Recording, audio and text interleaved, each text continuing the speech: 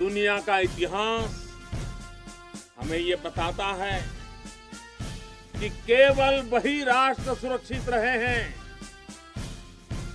वही राष्ट्र आगे बढ़े हैं जिनके भीतर आक्रांताओं का मुकाबला करने की क्षमता थी।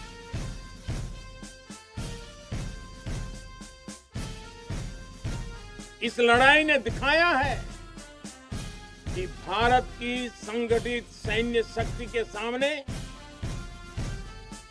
चाहे कोई भी आ जाए, वो किसी भी सूरत में टिक नहीं पाए।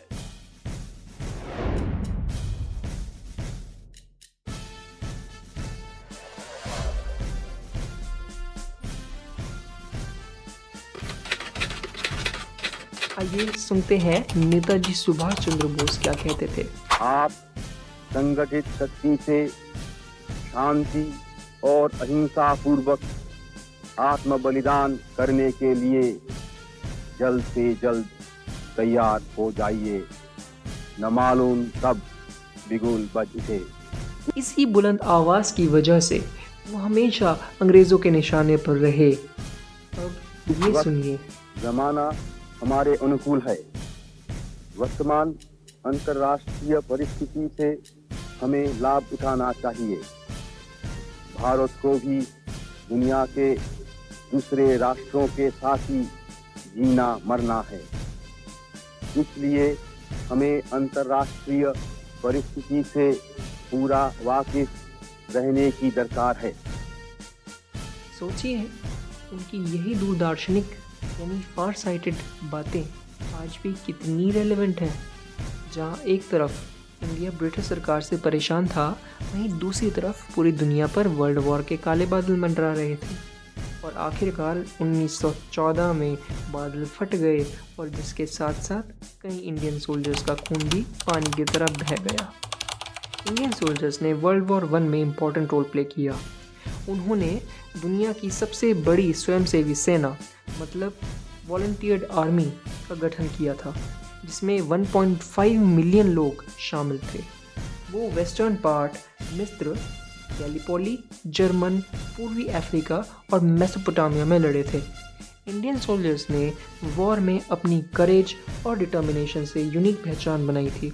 यही नहीं, आज भी जब कभी unknown Indian warriors of world war 1 कहीं भी नाम आता है तो हर जगह उनकी रिस्पेक्ट की जाती है। इनफैक्ट उस टाइम पर तो इंडिया ब्रिटेन की ही कॉलोनी हुआ करता था, पर फिर भी इंडियंस का जज्बा ही ऐसा था कि सबके होश उड़ा दिए थे। समय बीता और भारत के आज़ाद होने का टाइम करीब था। साल था 1945 कि एक बार फिर दुनिया वर्ल्ड वॉर 2 से दहल गई। इस बार फिर कुल 50 लाख इंडियन सोल्जर्स ने वॉर में पार्टिसिपेट किया, जिनमें से सैडफुली 87,000 हमारे इंडियन सोल्जर्स शहीद हो गए। और इसका मेन रीज़न था वो 3 मेजर फाइट जो इंडियन सोल्जर्स ने अबरदीन, डंकर्क और इटली में दी थी। और फिर एक बार इंडियन सोल्जर्स की वीरता और बहादुरी को पूरी दुनिया ने सराहा था। दोनों ही महायुद्धों में शहीद हुए भारतीयों को आज भी याद किया जाता है। आ गया साल 1947। भारत को एक तरफ ब्रिटिश गवर्नमेंट छोड़कर गई, दूसरी तरफ संयुक्त राष्ट्र ने साल 1948 में यूएन पीस कीपर्स की फाउंडेशन रख दी। एक्चुअली ये सब हुआ वर्ल्ड वॉर 2 और उसके बाद की तबाही को देखते हुए। इसकी फाउंडेशन के 3 मेन एम्स थे: वॉर्स एंड टेंशन्स को ख़त्म करना, पीस बनाए रखना और वेपन्स के रेगुलेशंस और डीएस्केलेशन को बढ़ावा देना। इंडियन पीस कीपर्स ने United Nations peace establishment mission में एक इम्पॉर्टेंट रोल प्ले किया। और बड़ी इंटरेस्टिंग बात यह है कि इंडिया ही वो इकलौती कंट्री है जिसने अब तक सबसे ज़्यादा यूएन पीस कीपिंग मिशंस में अपने सोल्जर्स को डिप्लॉय किया। इंडियन पीस कीपर्स ने कॉन्गो में 1994 में रवांडा जिनोसाइड के बाद स्टेबिलिटी और पीस को रीएस्टैब्लिश किया था। दूसरी बार साल 2006 में लेबनान में हुए वॉर्स के बाद पीस एंड स्टेबिलिटी बनाए रखने में बहुत हेल्प की थी। इसी तरह इंडियंस ने एज ऑलवेज अफ्रीका के कई देशों में पीस लाने में असेंशियल रोल प्ले किया था। इंडियन पीस कीपर्स ना हो तो शायद दुनिया की हालत इमेजिन की जा सकती है। NCC national cadets corps.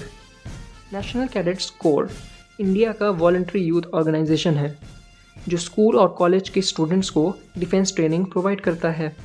NCC का एम यूथ को अनुशासन, देशभक्ति और लीडरशिप की क्वालिटीज़ के साथ डेवलप करना है। NCC में भी आर्म्ड फोर्सेस की ही तरह 3 विंग्स होती है, सेना विंग, नौसेना विंग और वायु विंग। NCC के कैडेट्स को डिफरेंट सब्जेक्ट्स में ट्रेन किया जाता है जैसे drill, weapon training, first aid and map reading. National cadets corps India का सबसे बड़ा यूथ ऑर्गेनाइजेशन है जिसमें 3 मिलियन से ज़्यादा कैडेट्स इनरोल्ड हैं। ये NCC कैडेट्स बिना ज़ोर ज़बरदस्ती किए इंडियन मिलिट्री सर्विसेज में जाने के लिए प्रेरित होते हैं। अब बात आ जाती है NYEP की। National youth exchange programme of NCC उन कैडेट्स के लिए खुला होता है जो सीनियर डिवीज़न यानी सीनियर अंडर ऑफिसर या उससे ऊपर के रैंक के कैडेट्स होते हैं। प्रोग्राम के लिए सिलेक्टेड कैडेट्स दूसरे देश में होस्ट फैमिली के साथ टाइम स्पेंड करते हैं, वहाँ कम्युनिटी सर्विस, कल्चरल इवेंट्स और डिफेंस ट्रेनिंग जैसी एक्टिविटीज़ में पार्टिसिपेट करते हैं। National youth exchange programme cadets के लिए डिफरेंट ग्लोबल कल्चर्स के बारे में जानने, अपनी लिंग्वल स्किल्स इंप्रूव करने और दुनिया भर से नए दोस्त बनाने की एक अच्छी अपॉर्चुनिटी होती है। मोटो ऑफ इंडियन आर्मी, सेवा अस्माकम धर्म। जी हाँ, सर्विस इज़ आवर ड्यूटी, यही तो है हमारी इंडियन आर्मी का मोटो। और भारत माता की जय यानी hail mother India, victory to mother India का उनका जय घोष इंडियन डिफेंस सर्विसेज की डीप मॉरल वैल्यूज़ को दर्शाता है। यही बात दुनिया के अदर कंट्रीज़ को इम्प्रेस करती है।